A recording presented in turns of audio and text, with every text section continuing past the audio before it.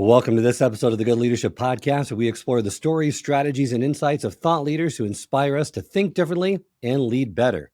Today, I'm honored once again to be joined by Dr. Jake Sotiriadis, a global futurist and strategic foresight expert, as we unpack some of the most pressing challenges leaders face today. In today's episode, we're going to explore how leaders can future-proof their teams in an era of constant disruption.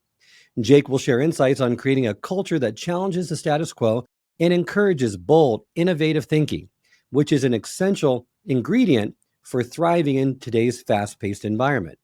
We're also going to discuss the transformative potential of AI, explaining how it eliminates workplace inefficiencies, optimizes workflows, and even enhances employee satisfaction by shifting us toward creativity, emotional intelligence, and problem solving. So if you're ready to rethink leadership, harness innovation, and embrace the future, this conversation is packed with actionable insights you're not going to want to miss. Hope you enjoy. Welcome to the Good Leadership Podcast, where we explore the stories, strategies, and insights of thought leaders who inspire us to think differently and lead better. Through candid conversations and expert perspectives, we dive into the challenges, breakthroughs, and practical lessons that shape exceptional leadership. Well, with the world changing faster than ever, traditional training usually is not enough. What are some ways that leaders can future-proof their teams for this constant disruption in a VUCA environment? Boy, that's a great question. And I think it is probably one of the most important questions that leaders need to be thinking about as they look at building the workforce of the future. And that's that, the old world is not coming back. Complexity is here to stay. The interconnectedness of the world is here to stay, and all of the implications that come with that. And so it isn't enough anymore to just be concerned with my narrow area of focus. I have to have some way of broadening my or widening my aperture on understanding how it all fits together. And this is the reason why I think that building up futures literacy, building up this anticipatory capacity, so that we are giving our workforce and frankly our leaders at the same time the capacity to ask better questions, to understand how the implications of one event affect various sectors. We have a tendency as human beings to focus on what's in front of us, not understand that the decision I make here actually has some serious consequences, maybe 5 years on down the line. How do you get leaders to buy into that sense of responsibility a little bit better? All of these things are areas in which strategic foresight can help us ground the decision making process in a way that is going to be more effective, more thorough, and then leveraging the Gen AI based tools that we now have at our disposal to put it all together, I think, to, if you will, future proof the organization to the extent that you can. Recognizing, of course, that there are always going to be elements of uncertainty in any piece of decision making. And I don't think anyone is suggesting that we're somehow going to take away any of the risk or uncertainty. But I think the value proposition is making a better decision. And there are some great quantitative facts that go along with this, that firms with a capacity to do some deliberate thinking about the future are outperforming the competition in a significant way. And so from a business case perspective, I think this is really important to emphasize.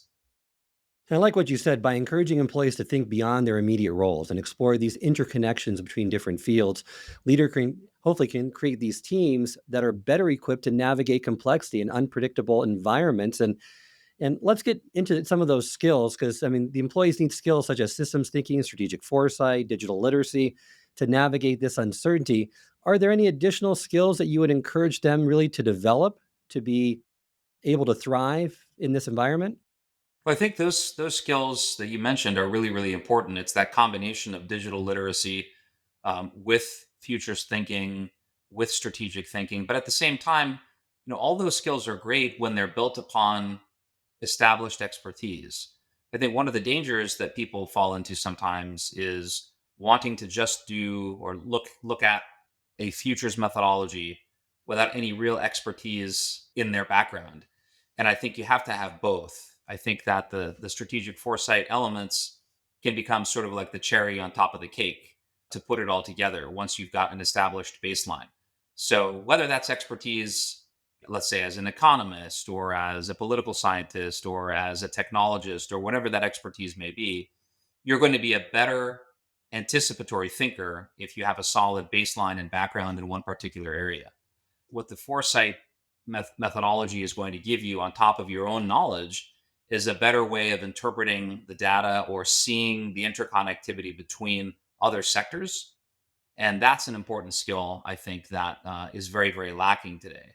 So that is one way in which we could help the workforce see around these corners, be more aware of their own capabilities, limitations, and then understand how they can better bring together the whole equation as they're dealing with whatever problem is in front of them.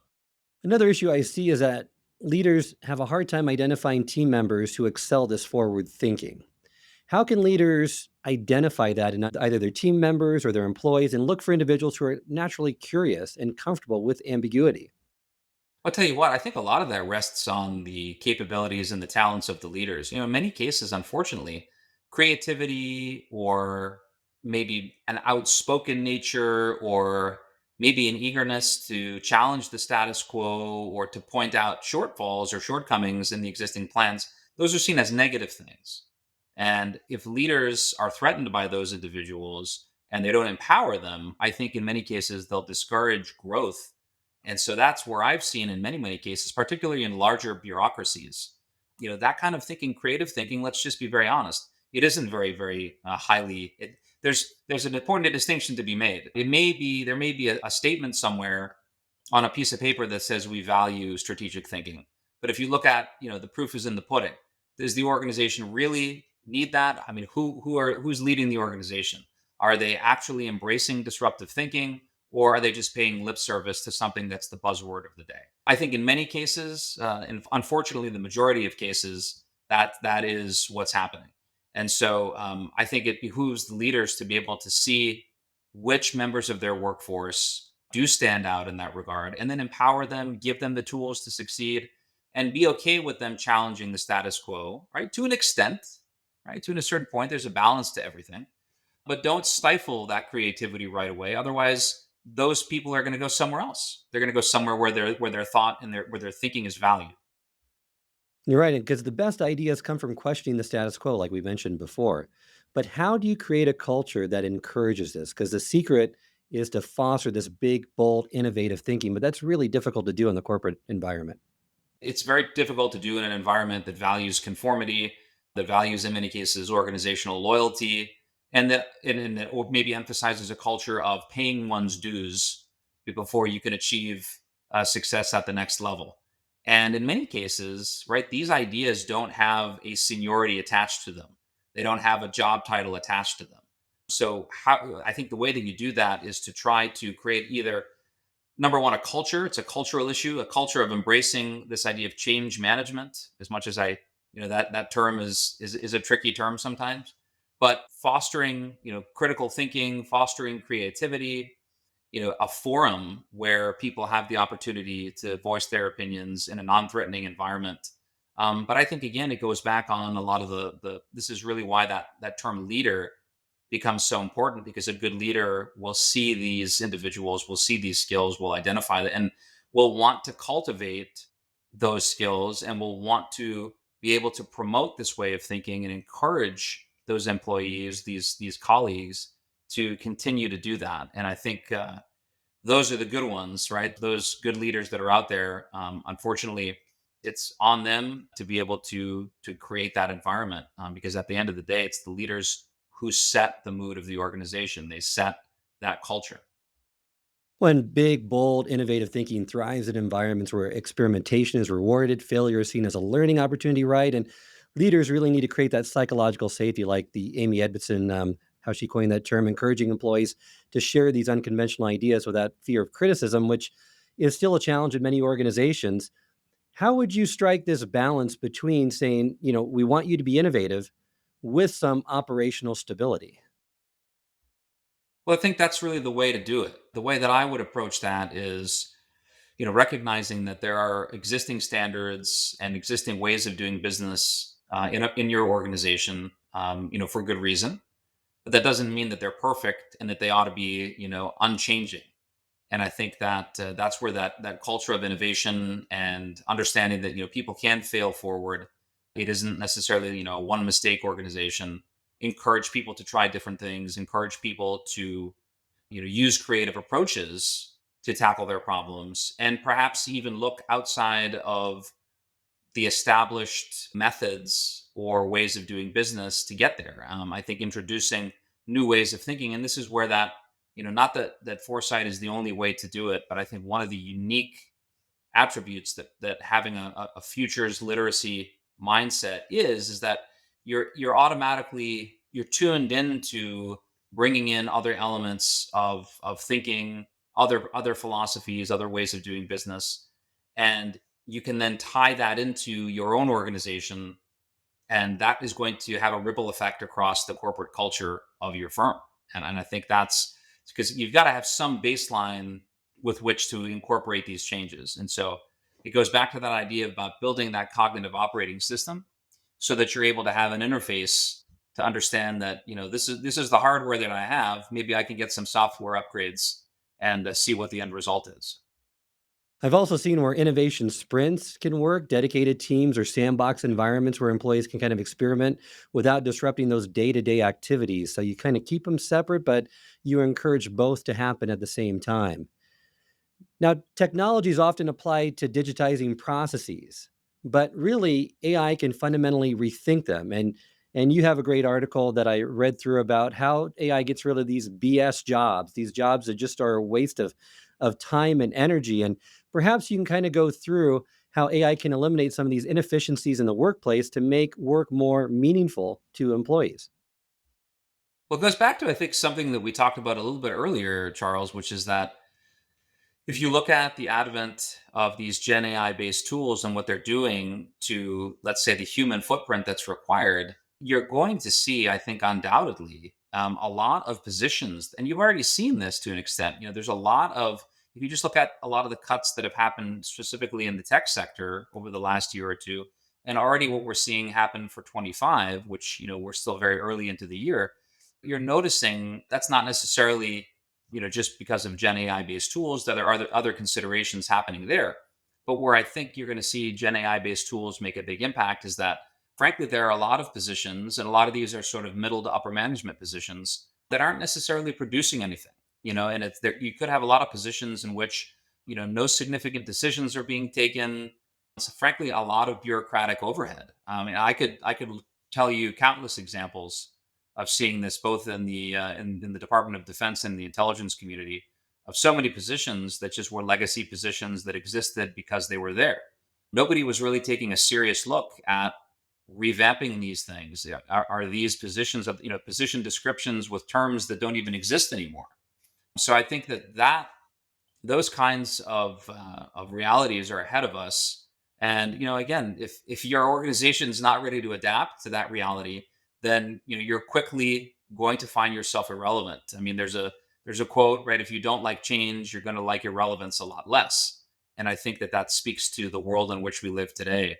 So I mean, it's an exciting time. At the same time, if you're not prepared for it, or if you're frankly unwilling to adapt, I think that's where people will fall into the trap.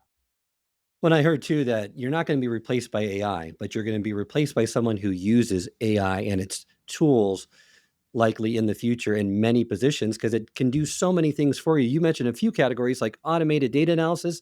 We talked about this where, it can discern critical information, provide actionable insights. The national or the natural language processing part of it can help you with emails, crafting communication that would take days or hours and really can make it more compelling and do it in a matter of minutes. So there's a lot of things that they can automate, especially those repetitive tasks that's going to save you time, make you more productive, but also it could be used as a way to transform industries and really make jobs more satisfying, correct? I think it could. I mean, think about this. Anything that's a boilerplate document at this point, I mean, there's really no good reason for a human being to be filling that in. I mean, we're at the point, even in these initial stages in the development of Gen AI tools. I mean, why would we be wasting time doing that? We can create these documents, we can quickly get them done. But again, there are whole, maybe even departments where that's being done right now. So why would we stick with that old way of doing business when we can become a lot more efficient? And this really speaks to the transformation that's already here, and I keep emphasizing that because it's really the truth. This isn't something that is far into the future. This is today, and we're going to really start seeing the implications of those organizations that have failed to make this transformation. And it doesn't matter where the organization is. I think whether, I mean, we'll see, we're in the early stages of a new US administration here, and there's been a lot of discussion about finding different kinds of efficiencies in government, addressing all sorts of questions about how to do things better. And I think that one solution to doing that is going to be this integration of Gen AI based tools, with perhaps a smaller human footprint. Now, I will say, and I've used this example before, that just because you have fewer humans working on a particular task, that doesn't mean it's necessarily easier. In many cases, because you've increased the demand for highly contextualized knowledge, you've now put an even greater burden on those individuals that are doing that task. So again, it's finding the right balance. And this is why it's so important to have these conversations now, because the jobs and the positions and the requirements that we're going to need to put in place over the next 15 to 20 years, right? We're using antiquated ways of thinking and antiquated positions to make these projections. So it's going to put us in a dilemma pretty quickly. And you're right, by automating these mundane tasks, AI allows employees to engage in meaningful work that taps into their creativity and problem solving skills. So this shift is not only improves productivity, but it can also enhance job satisfaction, which I think is so critical for companies to understand. How can organizations ensure employees feel valued amid this automation? Well, that is a great question as well, because it really speaks to the heart of maintaining that human connection and, prioritizing the human creativity. And it really goes back to that idea of what we talked about, which is emotional intelligence, understanding what motivates our workforce, understanding what their values compass might be, why that's important, tapping into that energy, understanding what we can do to incentivize the workforce, and frankly teaching them along the way so that they don't feel like they're being left behind, and encouraging them to say, like, look, this is, you might be really great at these skills. Here are places where some Gen AI based tools are going to make what you're doing even better. And you don't need to be afraid of these. You don't need to be concerned that, that these are going to replace you. It's actually going to make what you're doing better. And let me show you how. That's the kind of approach I think that we need to take as leaders in organizations, rather than sort of maybe beating the drum that, change is coming and you better get on board. Well, and leadership often is associated with confidence and being knowing what you're doing, but I think this is where really humility fits in. What role does humility play in leadership under uncertainty and with this new technology? I think it plays a huge role. I think there's a really, and people in some cases mistake humility for weakness, mistake a humble approach as a sense of, at worst, maybe even incompetence. I think nothing could be further from the truth. I think, you can be very confident and very talented and capable, but at the same time be humble and be aware that you don't know everything, that you don't have all the answers, that you need to reach out as a leader to your colleagues, that you need to reach back, number one, for for your own well-being as well, that you're a human being.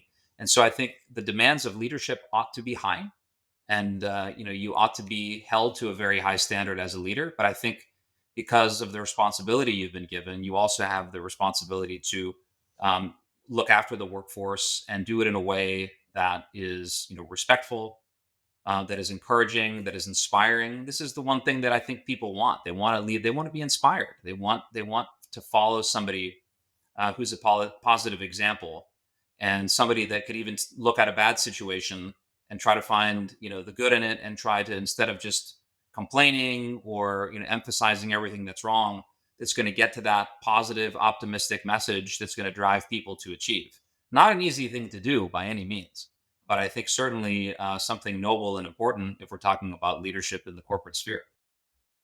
I absolutely agree. I think it's an underutilized leadership skill, and I agree with you as well to say that many perceive it as a weakness. It's really not. It allows you to see the resources at your disposal, both the technology ones and those human resources that you can better leverage and utilize because you don't have all the answers and you need to rely on other people, other tools and resources to really provide you with critical insights.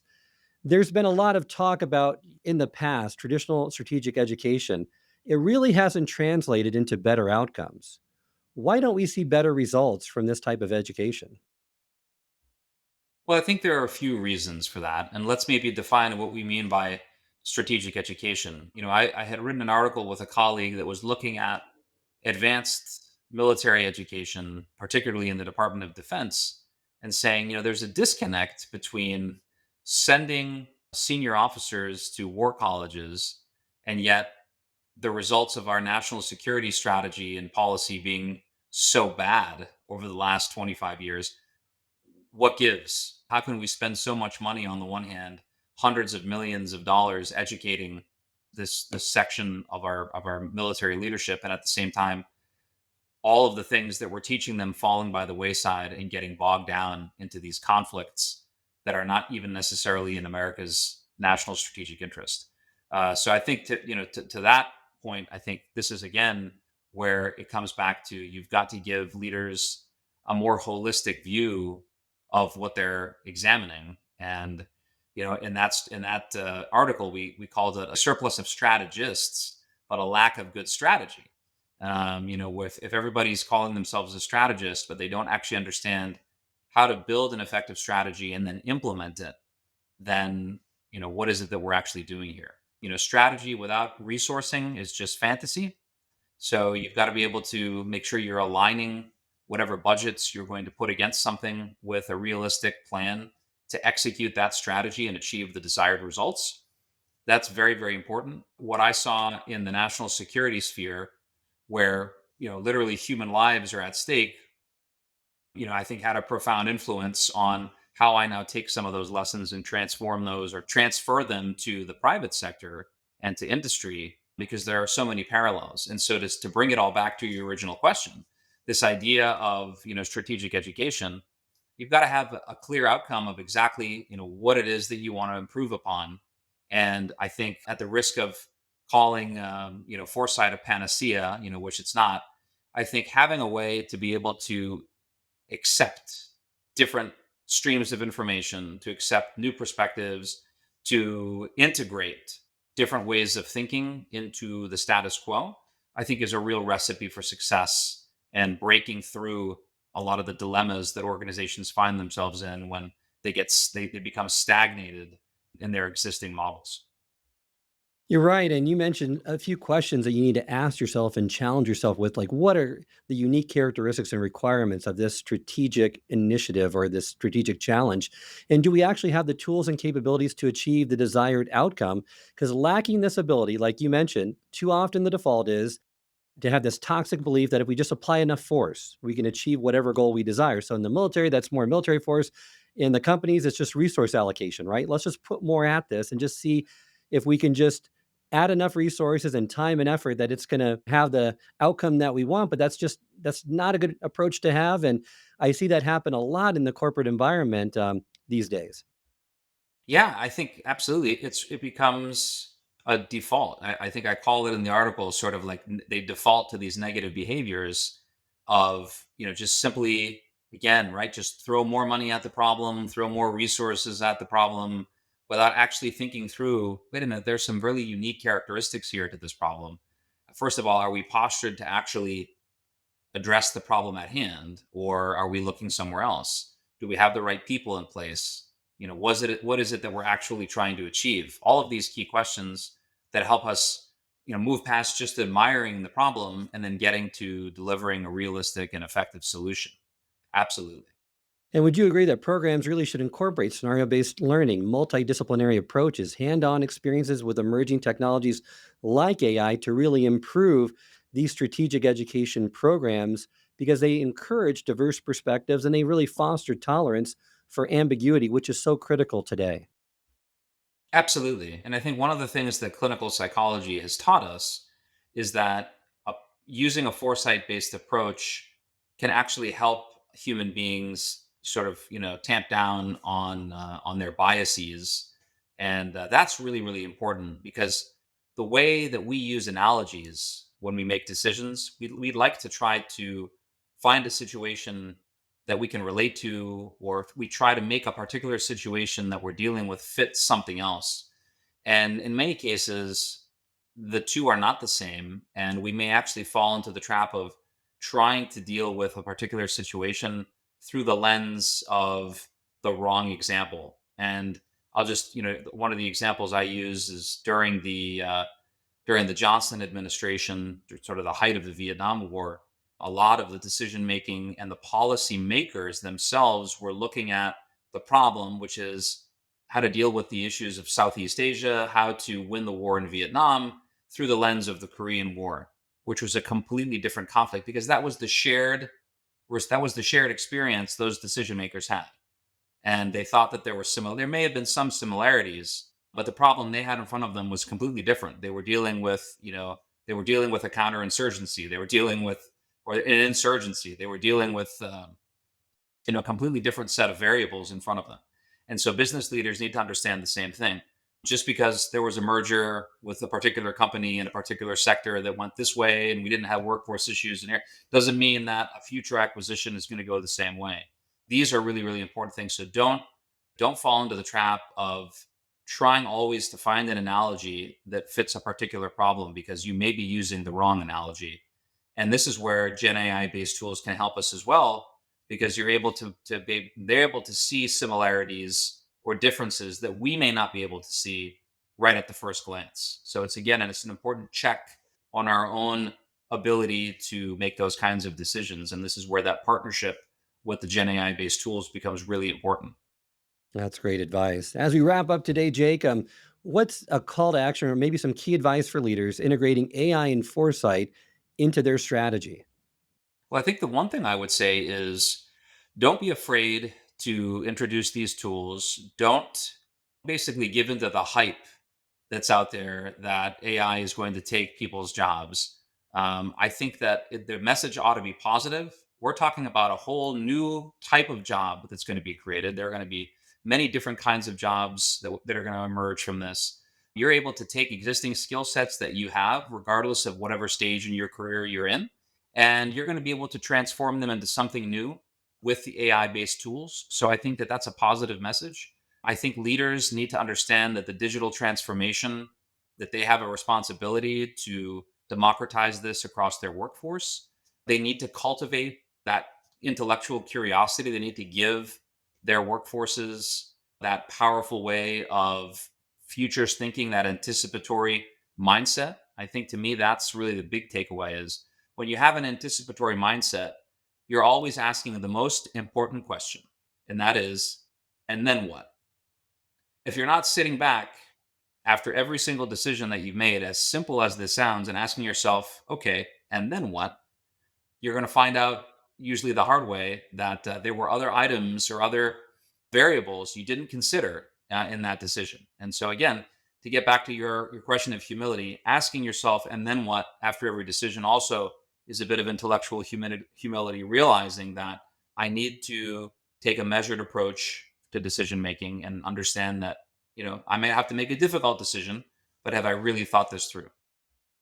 Great advice. Thank you so much, Jake, for joining me today on the podcast. Remind our listeners how they can get in contact with you and learn more about your work. The best place to learn more about what I'm working on is my website, which is www.jakesotiriadis.com. I've got updates there on articles and schedules and interviews and events. And then also, they'll be able to read my book that's going to be coming out later this summer. That's called The Revenge of Ideology. And also on LinkedIn, Jake Sotiriadis, my LinkedIn profile. Wonderful. Thank you again, Jake, for joining me today. And thank all of you for listening. Remember, it's not what you know, but what you do consistently that makes a difference. I hope this episode has provided you with valuable insights. If it has, I ask you to share it with someone who would also benefit from it. If you've been enjoying and gaining knowledge from this podcast, then subscribe to our YouTube channel where you can find all the previous episodes of the podcast and additional learning resources. You can also subscribe to the podcast on Apple or Spotify and leave up to a 5-star review.